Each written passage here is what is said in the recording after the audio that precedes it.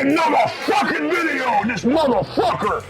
The fuck is going on? So, got some shit going on here. So you saw the goddamn thumbnail, fucking history of horror and heavy metal and kind of how the shit kind of goes fucking hand in hand. So I planned on doing this shit back before Halloween in fucking October, but got so much shit going on with this fucking my personal goddamn life and fucking band. We've been doing a bunch of shit. Speaking of the fucking band, that goddamn EP, it's in a DVD case. The new one came out, sold out, but the motherfucker's back in print. If you're interested in buying a copy of the motherfucker, it's on Bandcamp on the link below. Go look at it, listen to it. If you don't like it, I don't give a shit. But fuck it. But yeah, I've been planning on doing this video series here. It's gonna be probably about 3 parts. Talk about the early inclinations and then the some other shit. You'll get the fucking gist. There'll be part 1 today. Before I go move on, I want to give out a goddamn shout out to fucking Oath of the Goat. I got this goddamn shirt of his band, Black Spells. Fucking great goddamn band. I talked about them before on some other videos. Black Spells, great fucking black metal from Texas.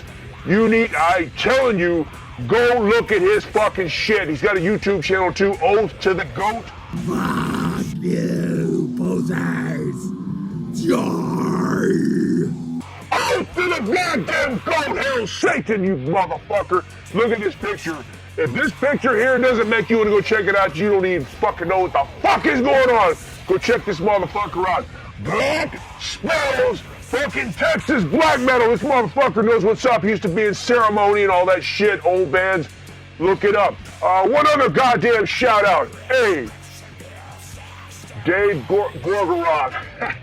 A fucking #1 troll. I fucking love it. I love it. It's funny too. I gotta mention. I know you're watching this shit because you like to look for shit to talk crap about every fucking video. I fucking love it. I fucking find it hilarious. Trolls and shit. I'm sure people would make goddamn comments on it. You probably see comments all kinds of shit. He talks shit back and forth. Fucking funny. Challenge me to a steel cage match and all this shit. Oh, fuck you up, Dave Gorgorov, you old fucking pussy. But it's funny too. Also, shout out to you. I was watching that fucking J-Dog Homeboys video the other day and I saw he read off one of your questions and you were talking shit. Yeah, I was laughing my ass off. It's fucking funny. Keep it up, Rhed. Keep it up, motherfucker. Bring it. Anyway, all right, so moving on. So, talking about horror and heavy metal. That shit just goes hand in hand. I mean, to me, if you're not into horror movies and shit and you're into fucking metal, it's kind of weird to me, but I do know some people that are like that, but I fucking love horror movies and all that shit. But horror, it goes hand in hand with fucking metal. So we're gonna kind of talk about the early days. Early, I'm talking about not Black Sabbath. Yeah, I'm talking about before that. There was bands doing this kind of shit, playing with the occult and then this horror imagery. One that came to mind, probably know fucking Screaming Jay Hawkins, fucking crazy ass blues motherfucker, and his old song, it was 1956, I Put a Spell on You. If you've seen the performance, he's got fucking voodoo shit and bones in his nose and snakes and coffins coming out. Horror, but this theatrics, it was pretty fucking crazy. And it's even funnier, the story behind the song. What I've read, when they recorded that song, he's doing all the snorting and all this shit in the song. Apparently the whole fucking band was wiped out, drunk as shit when they recorded it. But there it goes to show you that sometimes you don't even try and just do some crazy shit that becomes more popular than something you try to actually put effort and time into, which that song, I Put a Spell on You, became his calling card, him known as it. And I know later years he resented it because he wanted to be known more as a good singer, not just being some cult bullshit. But you know what? Fuck it. That schlock factor is what got you your name. I know he was saying, why can't I be like James Brown? He screams and shit. Well, you did your own shit and fuck it. To me, that's better than James Brown. So fuck it, hell, Satan, rock and roll. All right. Another person I want to talk about this, you know, most of the time people think about, you know, fucking Alice Cooper and shit, which, yes, that is. We'll get to that. But before that, You motherfuckers heard of Screaming Lord Such? Screaming Lord Such, he was before fucking Alice Cooper. Had some spooky titles, Dracula's Daughter, and All Black and Hairy and shit like that in the late 60s. It was pretty fucking spooky. He took that whole campy Dracula and monster aesthetic to it and brought it to the music and did the performances. It was pretty fucking cool. Yeah, and he also he would dress like Jack the Ripper, which is the song Jack the Ripper, which is pretty fucking catchy and funny. But he had his horror themed sets and everything. Amen.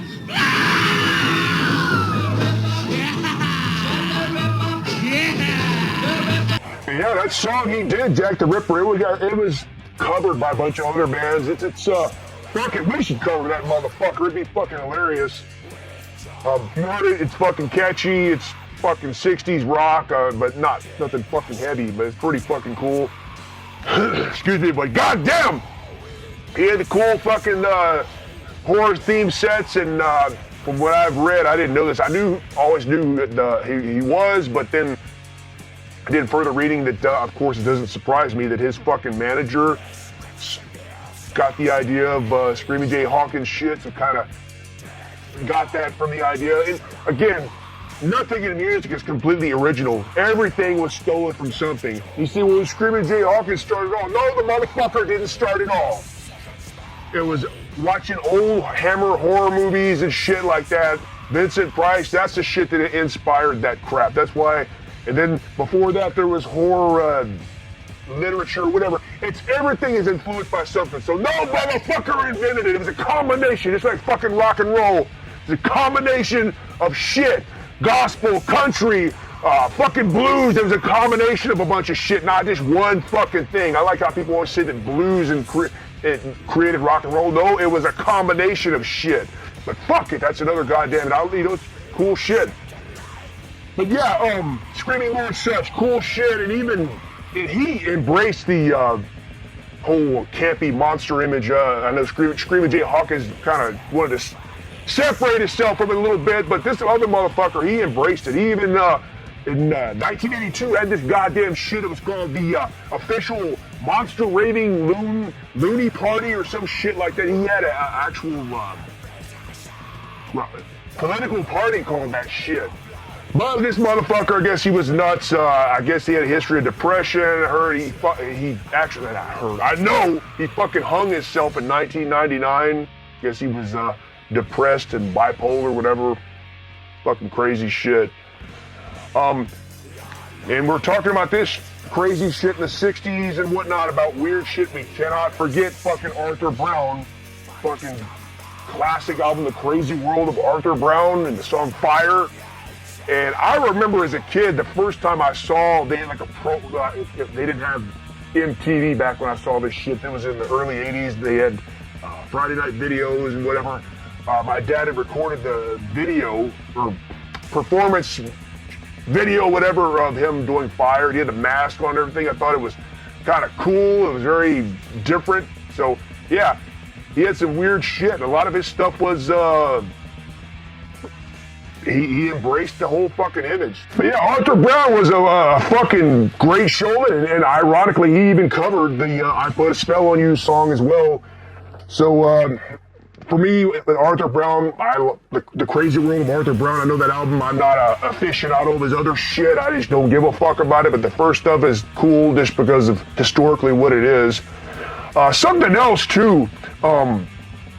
In the 60s, this was actually, I didn't even know about this, fucking Instagram guy, I got it, what is his name? Where's his fucking name at? I had it written down here, I can't remember.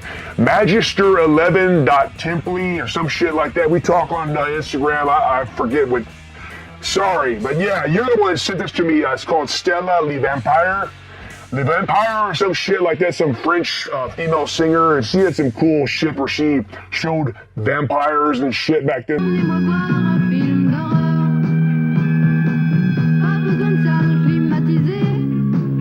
Now moving on to Alice Cooper. Yeah, that's pretty much known as the classic shock rock person.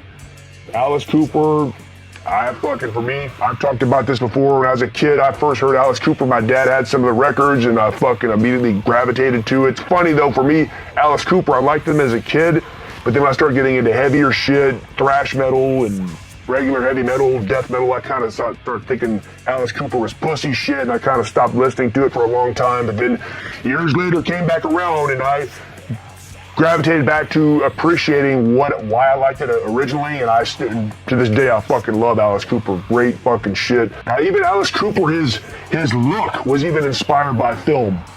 He said his whole look with the crying, bloody, or not bloody, but messed up eyeliner bullshit. Whatever happened to Baby Jane, the Betty Davis movie, said that look of her crying and all that shit inspired the way he looked.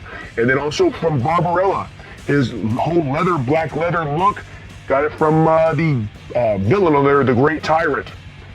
That bitch on there with dark hair, yeah, fucking good shit. That's probably the best part of the whole fucking movie.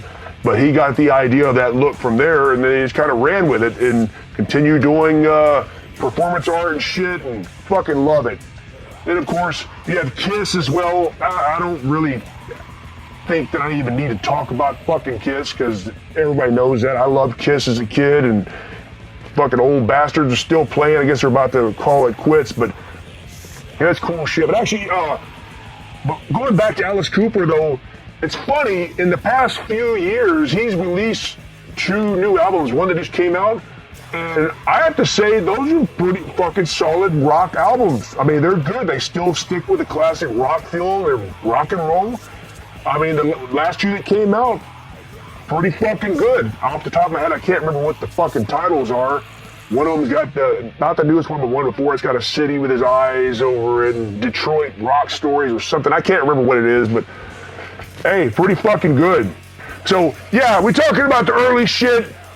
We're going to do part 2 of this. We're going to talk a little bit more about the cinema part of it. Movies and the satanic panic and all that bullshit.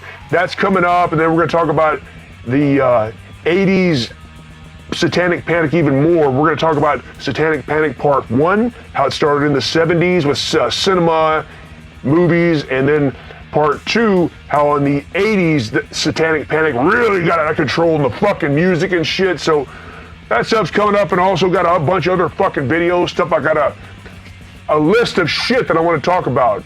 Anyway, so fuck off, motherfuckers!